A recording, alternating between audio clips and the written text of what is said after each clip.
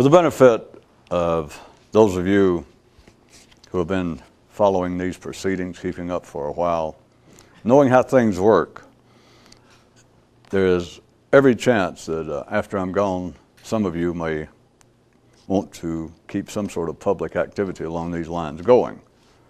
So to help assist therein, from the grave, as it were, what I'm going to do, I've decided I am going to die under controversial, if not bizarre, circumstances. And now the news.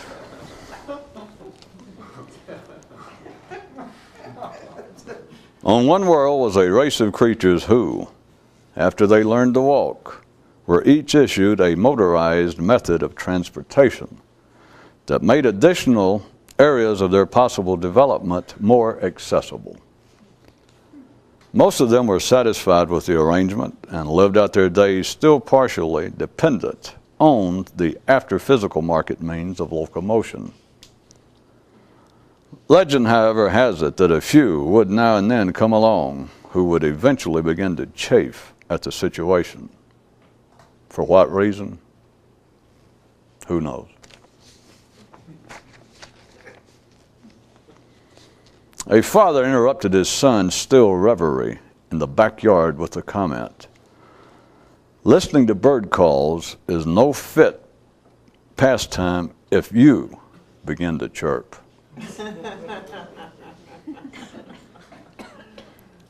Magnetism holds the physical universe together, obviously, as does it the non-so aspects, not so obviously. A motorist once mused, "We're all stuck in traffic, though I'm not sure it's required to be stuck to it." Thus, to use the word in its absolutely loosest sense, thus it is that the attempt to make oneself more consistently conscious and alert is both the simplest, plainest thing a man can do, while also being the positively most difficult, complex, and damn near impossible undertaking ever dreamt of by man. Using the word by, as in dreamt of by man, which leaves one with an entirely, ever dreamt of by man, using the word by, as in dreamt of by man, in an extremely charitable, if not downright misleading, fashion, which leaves one with an entirely new area of unnoted inquiry, untouched inquiry. All right. When you blow it, how you going to hide it? Thus, to use the word, fuck it.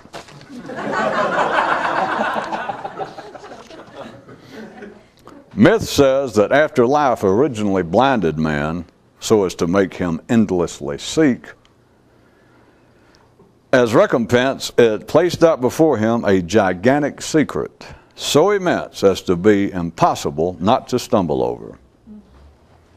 Although, so immense as to be almost impossible not to stumble over, although most still manage not to do so. Fable update and exposition. Some nearsighted elephants were once given an intellectual in a bag and asked to determine the identity of the creature within.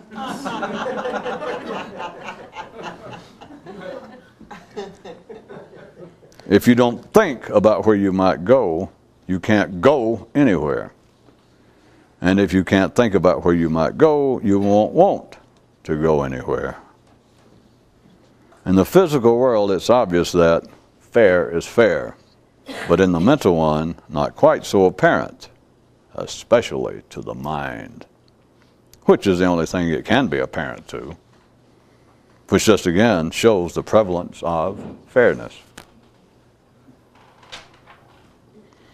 A boy who believed his father to have spent a lifetime involved with the mystical struggle one day asked him, "Was it more fun when you were young or more fun now?" And the old man thought, "What a dirty question," and was proud of the lad. Tonight's cheer-up hint. Once you've gone approximately 63 months past the point where you finally gave up actually looking for the secret anywhere, the possibility then arises of you seeing something. A mother once so cautioned a daughter, "Being blind is nothing to be ashamed of. Being proud of it is." There was once a race of men on a long journey who became lost. And to compensate, them being a race of thinking creatures, they began to pretend that they were not. Which took care of that. An uncle once poked a nephew in the side and said, "Amongst all the perceived shortcomings of man is a talent for which he is never given head-on unconditional credit. The ability to think his way out of anything he ever thought his way into."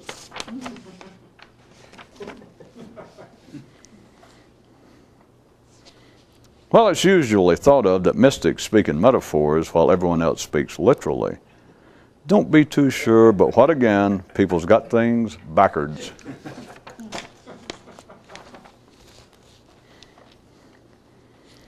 Some people believe that they are their own worst enemy. And some people believe that they are their own best friend. But only a few people know what they really are. A man with an opinion of himself has a flawed one.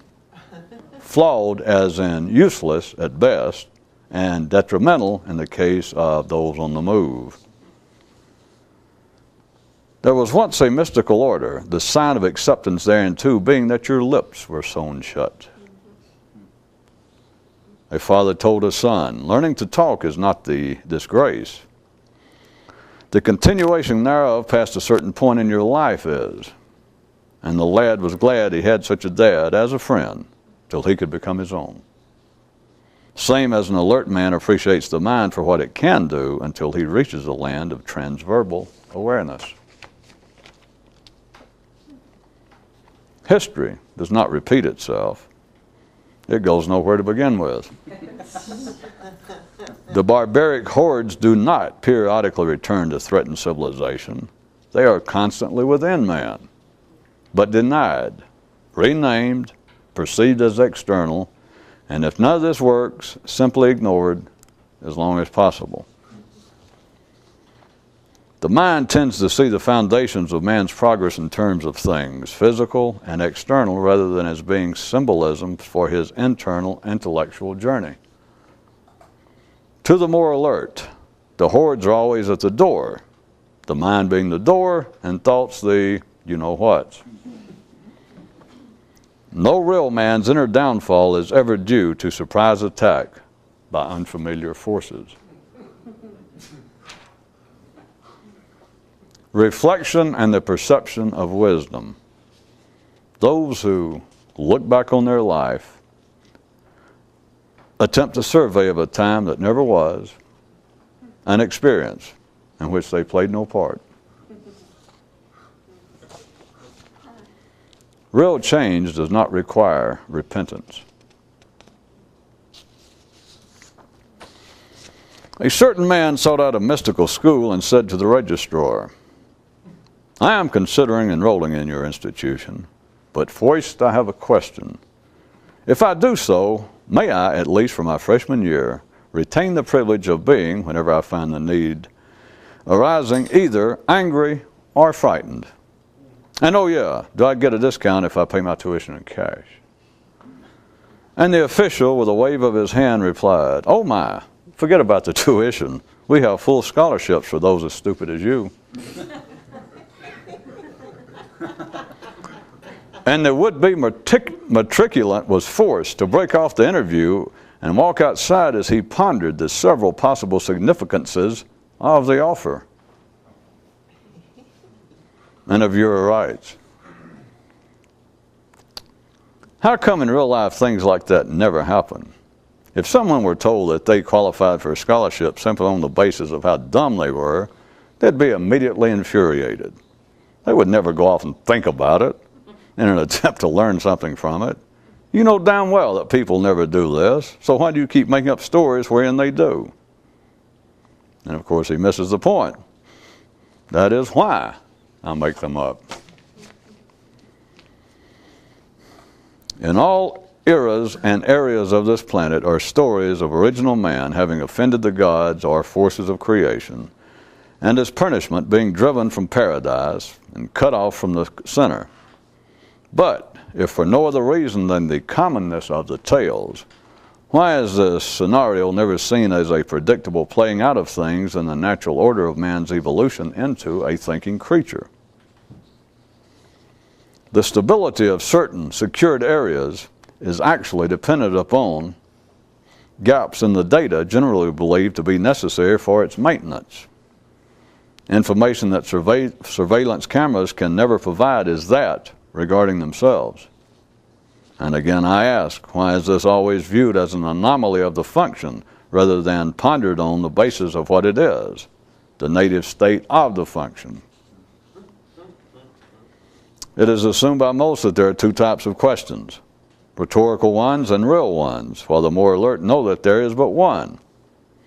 That all inquiries, are they to lead anywhere, are always rhetorical, in that they in fact possess the very information for which they apparently seek.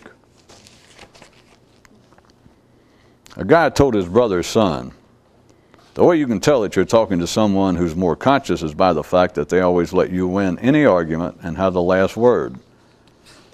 And the kid replied, but I've seen people do that who obviously weren't more conscious. And the guy replied, maybe, but where ordinary people pull this, they always make sure that the ones that are pulling it on realize it. And the lad himself suddenly realized that they were not discussing conversations between people, but the kind that goes on unnoted inside one's own head. There is a myth regarding an ancient, long-forgotten mystical order whose approach was based on grammar, and whose inner secret teaching consisted of just one idea, that being, there is but one punctuation and one only, the period. Period. Now get out of here. End of secret teaching. Well, according to the info I have here available. The simple believe that given the chance, they can physically defeat their opponents, while the more sophisticated believe that with like opportunity, they can intellectually overcome their enemies. It remains still none but the mythical warriors who correctly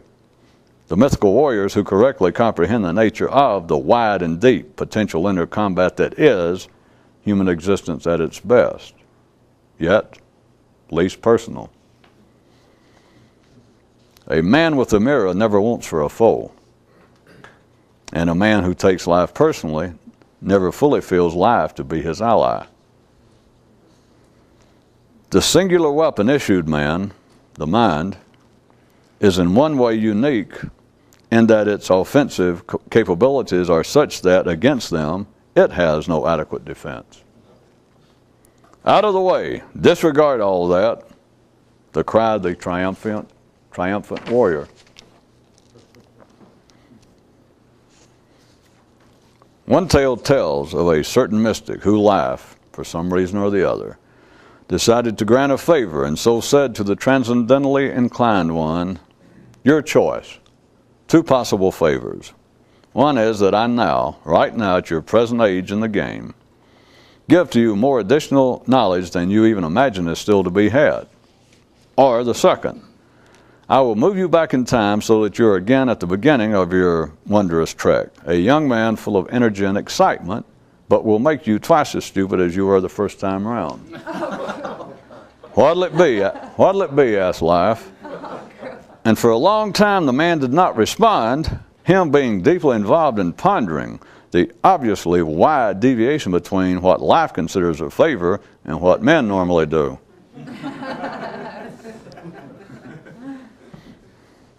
There was once a man who heard this story and was immediately pushed several years forward in his journey. A student of all things human once asked himself, why are there legends of maps to lost mines, tales of maps to lost cities, even myths of maps leading to the core of creation, Yet no believable rumors of maps that direct one to lands beyond the grasp of maps.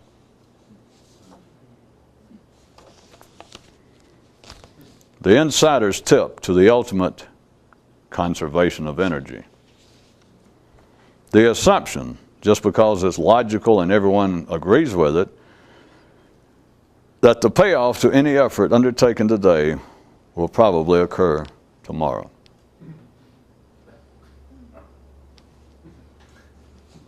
To believe that the destination is up ahead is to forever be days behind. Okay, let me give you the cushioned blow. To believe that the destination is up ahead is to be forever days behind, but the ordinary are always days behind anyway. So, what believing that the destination is in front of you accomplishes is that it makes being behind acceptable. I won't bother asking you if you get it now, because if you can, you did before I gave the kids' version of it. There are those who still see the teensiest, weensiest little bit of mystery to the mystical struggle, still don't understand the teensiest, weensiest little bit about it. Those far enough along to qualify as knowing anything, at least know that there is certainly no longer any mystery as to what must be done. A conductor said to some distraught-looking people on the platform who believed that they had again missed their train, if the future could be spoken of, events for some would prove that a dreaming of exotic travel is preferable to the dirty work of actually getting there. Many more have been mystics in their mind than ever have been in person.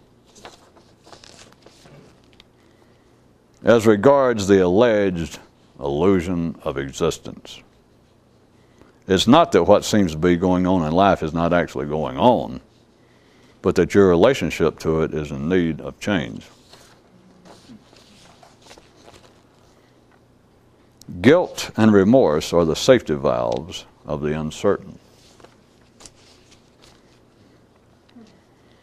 When local mysticism starts becoming too clear, many will then look for it in a foreign language.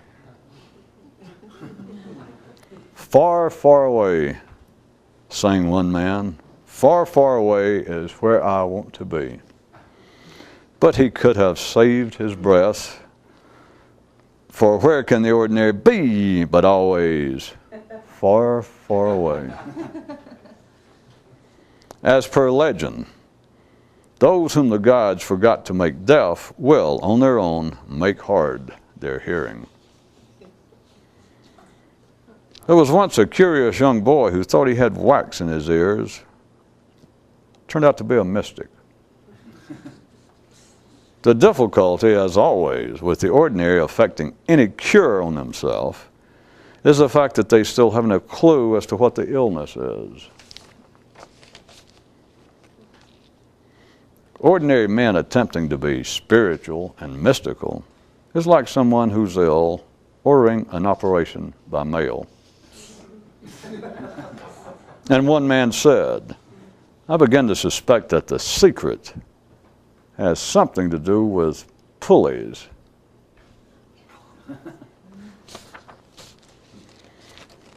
Even the ordinary speak in metaphors, meaning more than they say. They can't help it. They're human.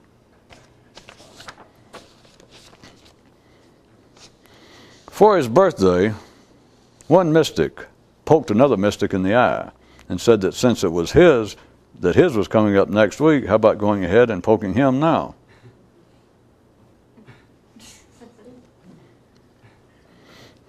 And then appeared on the platform from out of the shadows a conductor dressed in a most fanciful uniform who whispered something about trains that make any sense not going anywhere.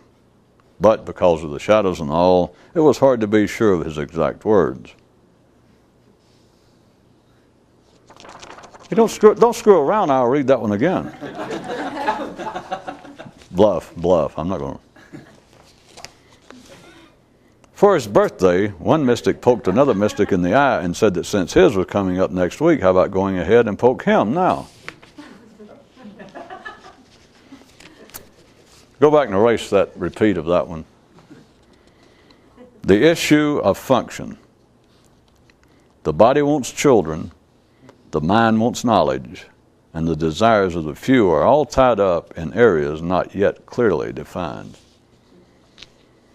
While it is predictable that all that lives is driven to produce offspring, what is less understood is the nature of the hunger for individual consciousness, which involves the out-of-sequence attempt to give birth to the future in the midst of today.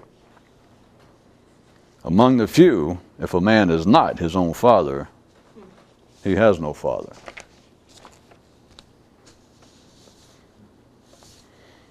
In one land, one day the king called together all of the cells and said to them, I am supposed to be in charge here.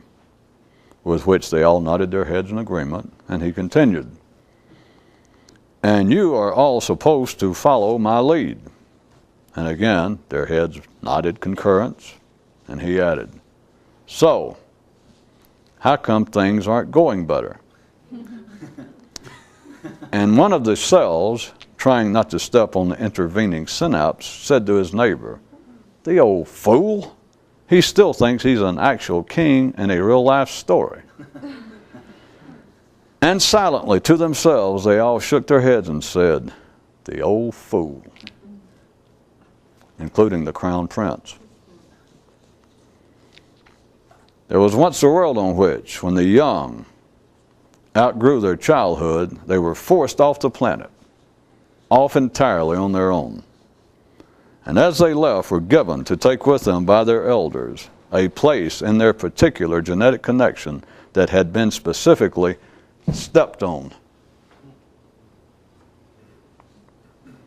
In the early days of this universe were great terrifying upheavals, to which men began to give names in a naive attempt to appease them. Among the titles given were God, Fate, Creation, and strangest of all, the mind.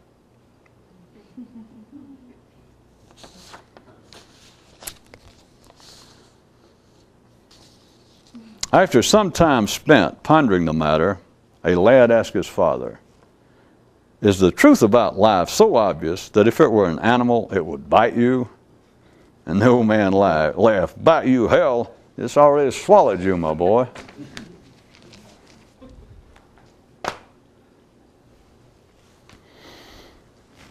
From our continuing periodic dip into the unrecorded, previously unknown annals of mystical history, I am reminded of at least 2 or 3 stories, or until I get tired of remembering them.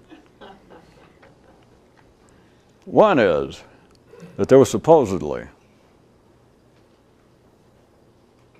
some time ago, in a certain, it was an area of this world, an apparent mystical teacher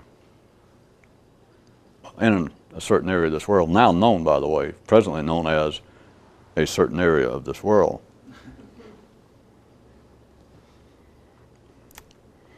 who, for most of his public career and countervention to the prevailing attitudes of the mystical struggle, maintained the current, at his time, the prevalent approach and idea was that for one to undertake the struggle, one must recluse oneself from life. And in contradiction to that, the prevailing attitude, this one man said not so. That it was not the proper way to go about it, and that one had to do it without secreting oneself from the general flow of ordinary existence.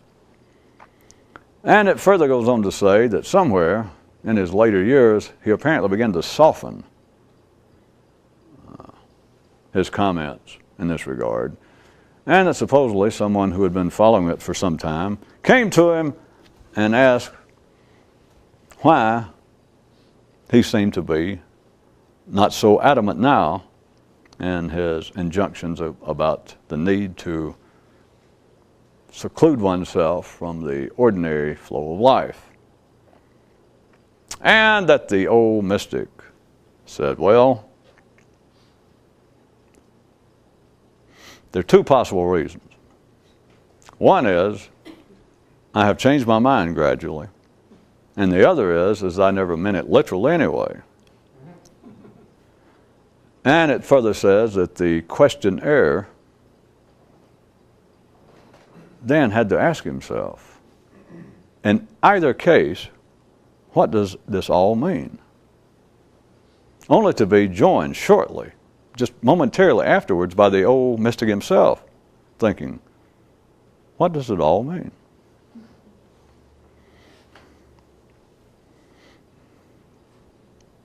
Okay, all right, I'll tell you another one then. I just had no idea it was going to have this kind of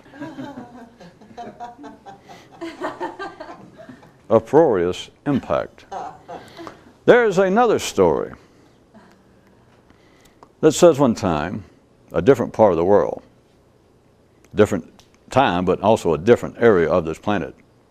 And for those of you interested in geography, now presently referred to on maps as another part of the planet.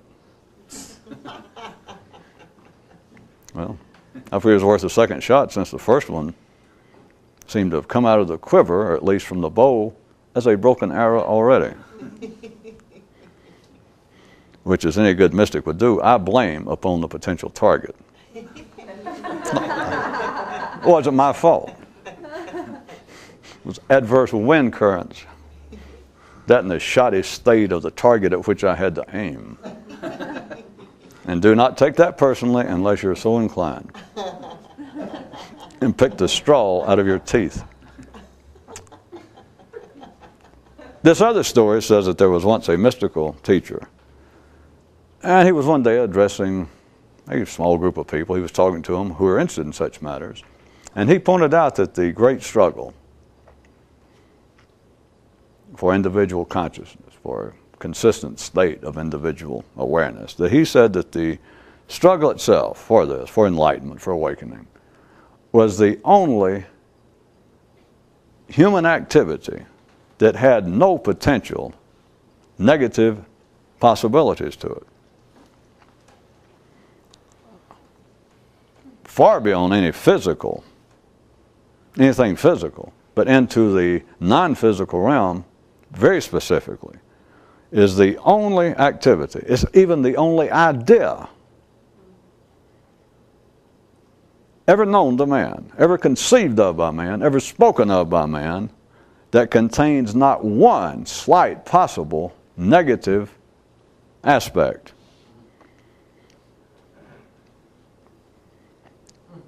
As we all know, what is always by the ordinary considered to be the highest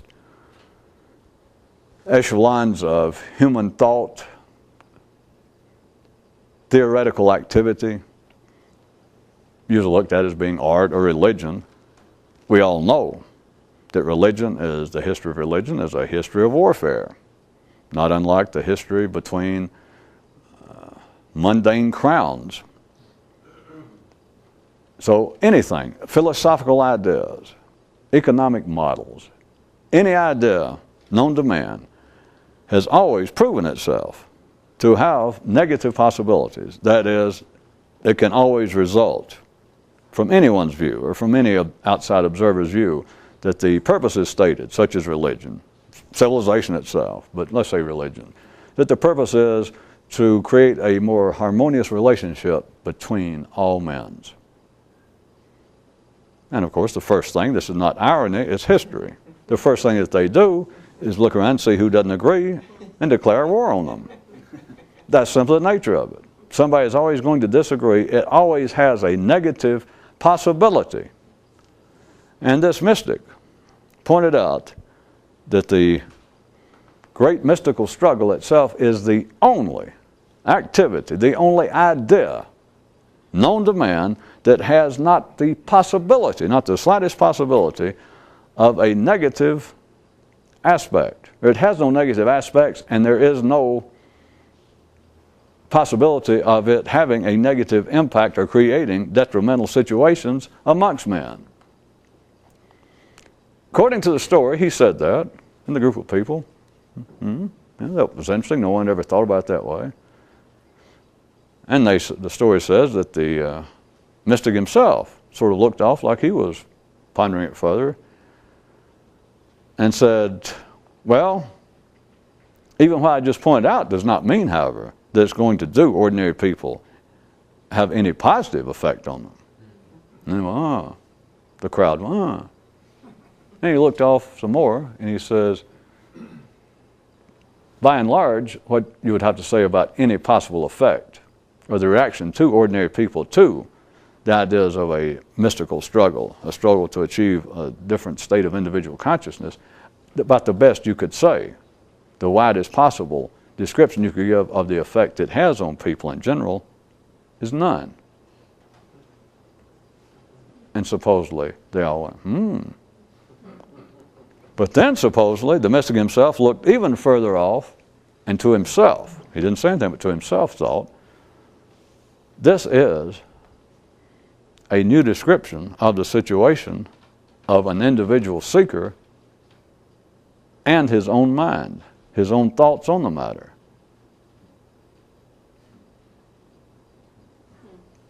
Okay. So it was sort of a three-stage observation on this mystic's part.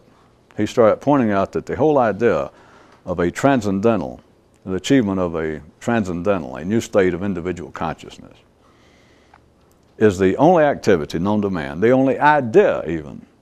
You can look at it as idea/activity, but is even the only idea ever conceived of a man that has not the slightest chance of having any negative impact.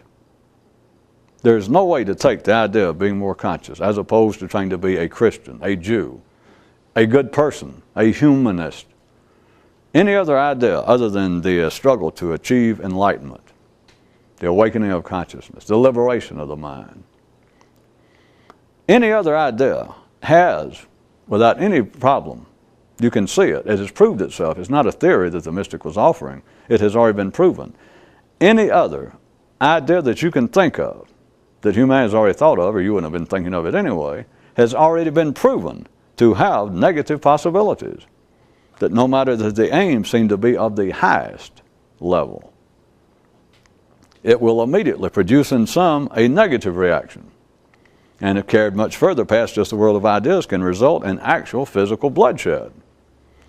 And the mystic pointed out that of every idea, there is only one that has no such potential, and that is the idea of however it was being expressed at any particular time, the idea of enlightenment, the struggle to achieve an understanding of what life is about, has no possible negative ramifications.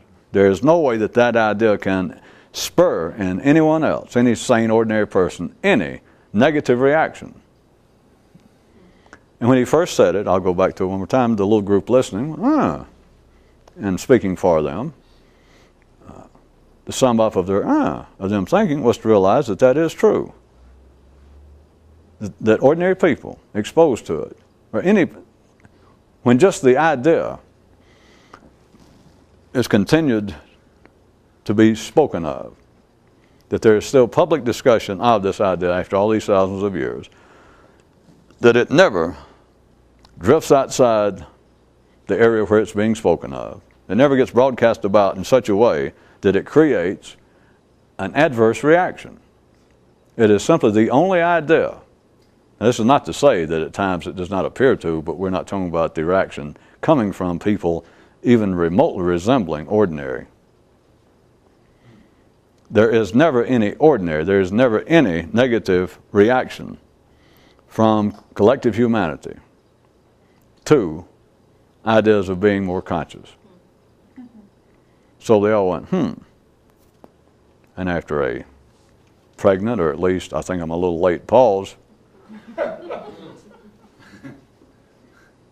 see some people's had to leave town in the past for non-mystical reasons.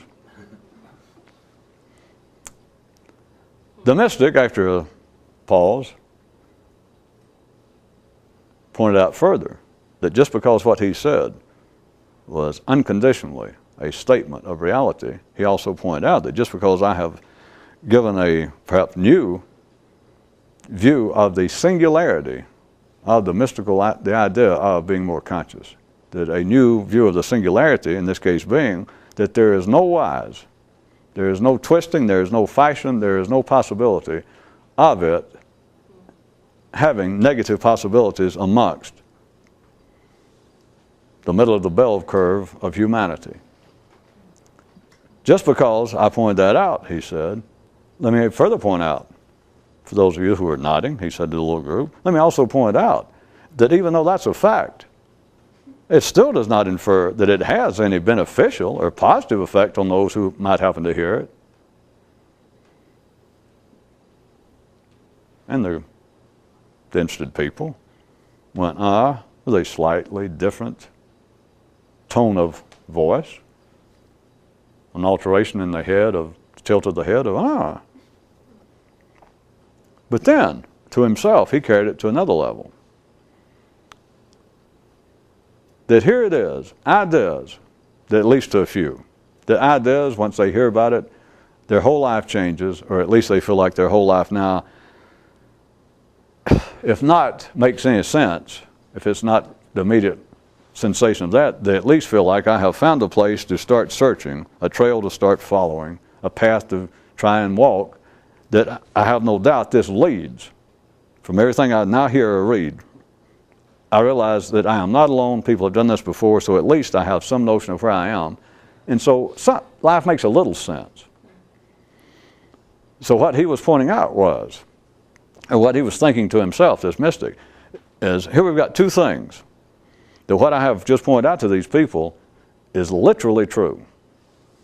That the mystical struggle itself, the quest for the mythical grail, the metaphorical battle to overcome oneself, never amongst ordinary, sane, everyday people, never has, never will, create an adverse, negative reaction. That ordinary people, when they hear this idea, as opposed to any other idea in the world, this idea has no possibility of affecting them negatively. You cannot take an ordinary, sane person on this planet of any culture, religion, nationality, sex, age, if they're sane, by the definition, the local definition, if they're just sane and ordinary, you can, if you describe in just general terms what this is about, there is no way that it will ever strike them as, my God, something should be done about this.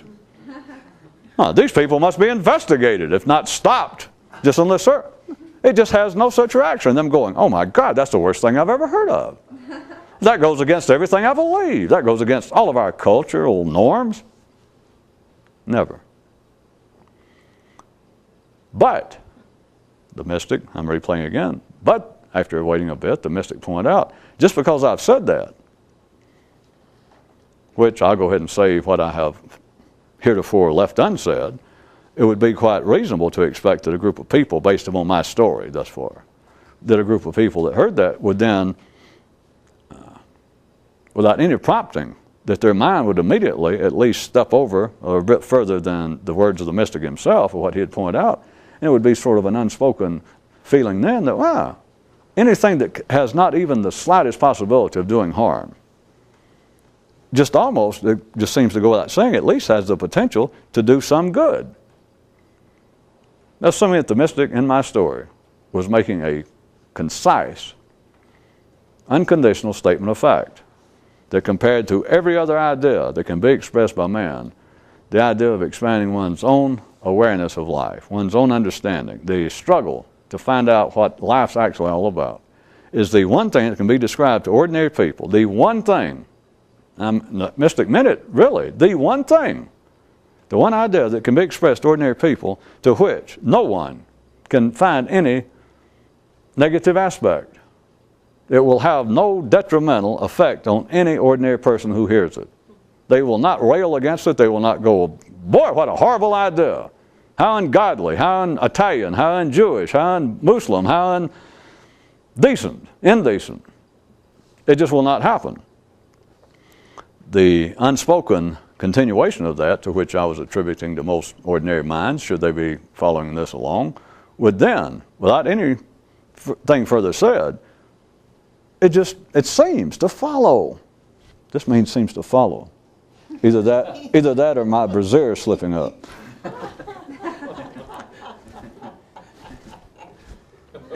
That wasn't even included in the course I took, come to think about it. I ad-libbed that one. I hate to brag, but that wasn't in the... I was about to do number, I think it's 17, but I thought, it just struck me. I mean, I hate to brag, but that was ad-lib, folks. That was not part of the course, at any rate.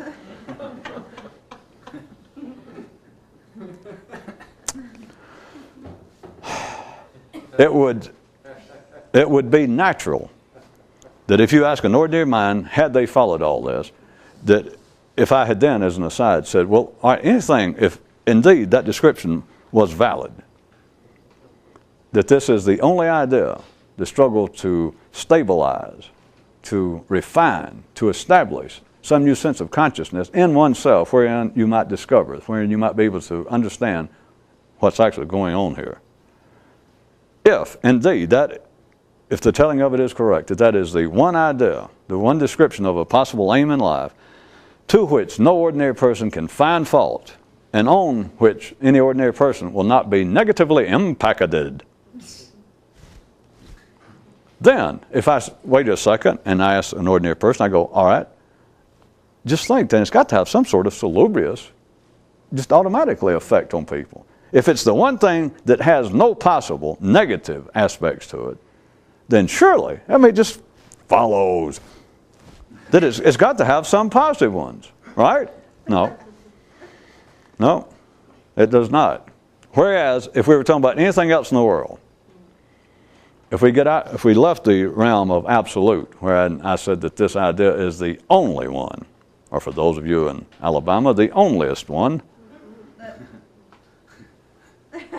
and for those of you of more magnanimous turn of mind from Alabama, the most onlyest one. If we left that area of absolutes and went into the realm of the relative, and I just said, forget the mystical idea for a moment of additional individual consciousness. If we just took an idea, if we said the idea, the golden rule, treat your fellow man as yourself, or love your neighbor as yourself, we could say that idea, surely, as part and parcel of it, contains more beneficial possibilities just immediately than, say, an idea that an eye for an eye. That if we're in the relative area, forget the absolute that the mystic was speaking of the idea of struggling for enlightenment being the one idea that has no possible negative aspects, connotations on the psyche, the thinking of man, and we go into the relative, then it could be said otherwise that some ideas have a more concurrent, positive possibility to them than others. Do I sense that was an unusual waste of time even for us? At any rate, it didn't seem to help much, but I'm just going to have to assume that you got part of what I'm saying, that an ordinary person, nothing strange at all, that they would go without saying that if something absolutely has no rough edges to it, then all the edges got to be smooth. If it has no possibility of harmful effects, then it goes without saying that it must, by God, have some potentially beneficial aspects, because everything in life seems to be double-edged. Everything. Any medicine that you take that might, even a medication that might save your young ass, might save you from death, everyone knows, as well as it may work on some specific ill, they all have some side effect. So, you would think that something that had no side effect, the one pristine, the one unconditional, idea in life, that is, the struggle to awaken your own consciousness to a new level, that if it had absolutely no negative possibilities, then it perforce would have some positive possibilities. Which, well, I just had to press on. If an ordinary mind still was following all this, by then they would have given up. Like, well, hell, you're not going anywhere with this, or you're making my head hurt. No, and that's when the mystic, as per this story, pressed on personally to himself and mused that this whole thing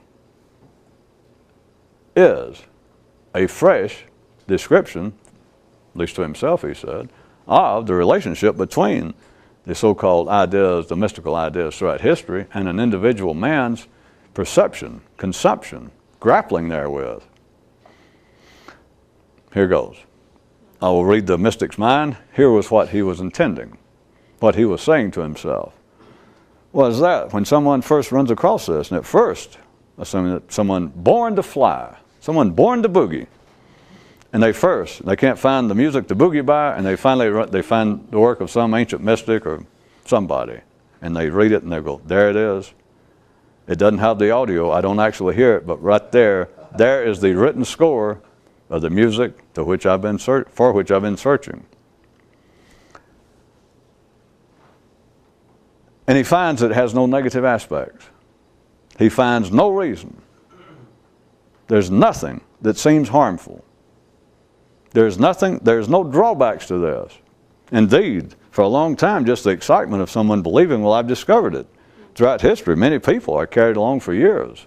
Some people, I'm stretching it to say carried along, people are carried along by the initial enthusiasm, and then many people just reach kind of simultaneously the peak in their hormonal physical years, and they just sort of coast. They coast physically like everyone else running on autopilot, but they can also coast on the form of just automatic recollection, the reliving of the excitement of the days wherein they first discovered what seemed to be traces of this activity. But at any rate, this mystic was thinking to himself, they have discovered that which has no downside. None. And there's no way that they could ever twist it. Never in their life was it ever used in such a way that harmed them. It's just not possible. There's nothing with that information. There's nothing about tomorrow that is detrimental. You cannot have any perception. You cannot have any notion correctly of the future and be able to misuse it or have it misuse you. So the mystic was still reflecting internally. As per all of this, played out inside of one man. That the whole idea that he had just conveyed verbally, that the mystical struggle, the idea, the indescriptions of it, but that is the only idea that offers no potential harm to man. That's one. The second was, but then again, it offers to the ordinary sane people, it offers no benefit. And the kind of a third that we're getting to now was, the ordinary, if they're exposed to it or hear it, all their feeling is just indifference. They might listen momentarily and go, okay. No impact is the point. Do you understand? Not just that it has no possibility of a negative one, and then the second, that does not mean it has a possibility of a positive one.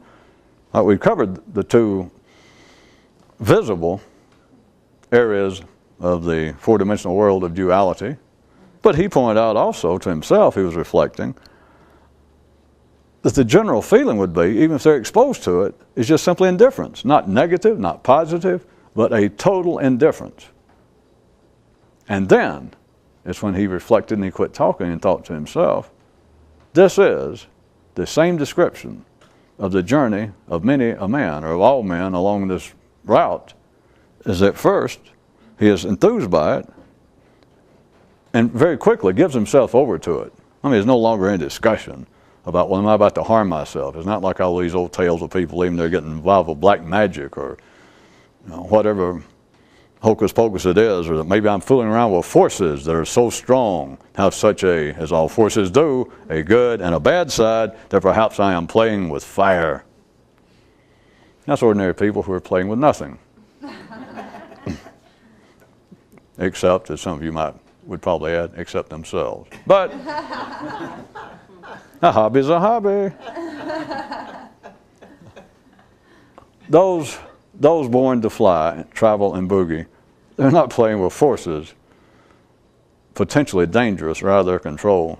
Contraire, God, if many of them would say, once you get past it, God, if only that weren't the case. If that, it's not that I'm dealing with forces that just, always on the verge of running amok and sucking me into it. Those past a certain point will don't holler, suck me into it, suck me into it.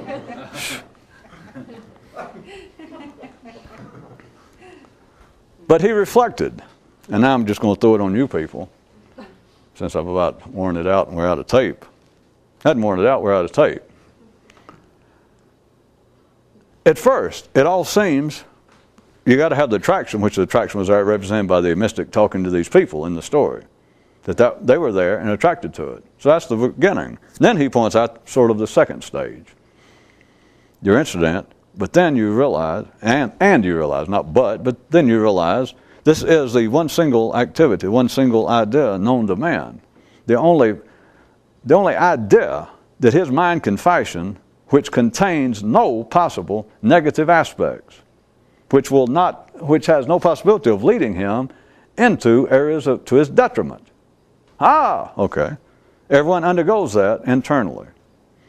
I know people do not think about it in this way, but everyone has gone through it if they've reached a certain point. But then the second one is, and the first one oftentimes is reflected, if you're missing it, is the people attempt immediately to bring their friends into the knowledge, to advise their closest intellectual confidants. What I have discovered, will you read this? The kind of crap we've been talking about for years, the kind of stuff. I just found something. Well, you read this, you'll die. You're going to faint. Sit down. And his best friend, his intellectual soulmate, reads it. And goes, that's when you realize it's not going to do anybody any harm. You've already passed that point. But then you realize it's not going to do anybody any good. And it's kind of a sub-awareness on those lines is understanding how remote each seat on the mystical flight is. I know planes seem like they're all scrunched up and you're shoulder to shoulder, but you start looking and you realize this, by God, is the biggest mother friggin' airplane in the world. I can hardly see the person in the next seat.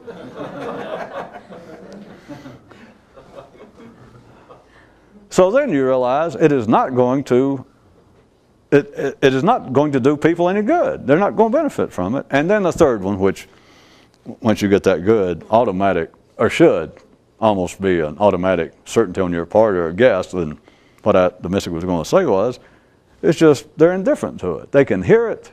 It is not insane. It will not make them immediately react negatively against it, like you saying, well, I've been talking to the Christian God, or I talked to Satan, or that I talked to the ghost of Abraham, or that I conjure up spirits and work hoodoo charm.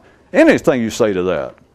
And I just grab things around you know damn well that half the people you ever mention that to are going to go, you should stop that. Or if you're involved, that kind of activity should be stopped. This is the only thing you can describe to any ordinary person. They hear it and they've got nothing negative to say about it. And if you stop and go, well, they think, well, what? You go, what do you think? And they go, well, that's okay. And you go, well, what do you think? And they go, well, hey, I don't care. It sounds fine to me. And you think, well, are you going to, doesn't it make you want to think, maybe press on with it? And they go, well, not exactly. You go, but isn't it great? And they go, well, it's not non-great. But isn't it wonderful? Well, if you like it. But didn't you read that? Didn't you understand what I told you? Well, yeah, I heard what you said. What do you want out of me? I don't care. Go ahead. That is where many people find themselves somewhere along, that they have now become that same attitude, that the information, contrary when they first heard about it, and for a long time, can go on, as I said, many, many years, decades. It is like the initial enthusiasm, the excitement, them having the knowledge that this is old stuff, or that this journey has been taken by many people, there is nothing strange. That is like the original positive aspect. The enthusiasm that at least I know I'm not crazy, which is really not a good description. That's just one that people use. You realize that you're not going to be an absolute, abject, dark frustration all your life. At least you run across and you know that one person on this planet, whoever wrote this one person, as long gone as he or she may be, this one person, this is just as plain as day. That is not the ramblings of a maniac. That is not dreams. Right there is what I've been trying to get here, and it may just be one or two sentences. And you go, that's it. At least you feel like, okay. That's the initial enthusiasm. That it is, I have now found the positive information. And then somewhere along the line you go through of understanding that other people, you can show it to them, and they will not react negatively, that it has no negative possibilities to it. But also, you show it to the best people, the smartest that you know. And they go, well, yeah, okay. That it has no effect. They're indifferent.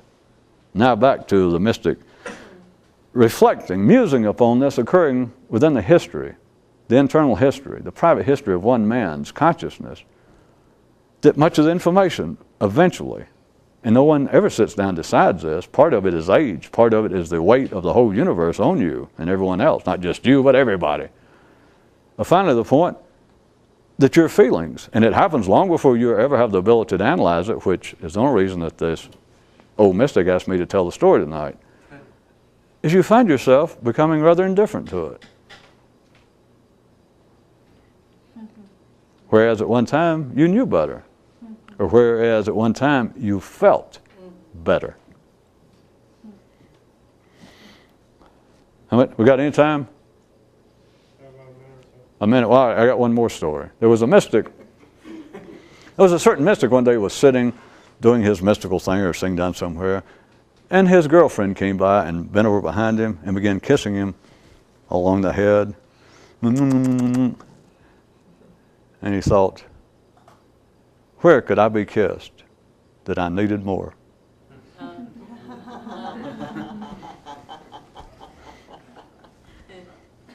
God, those mystics.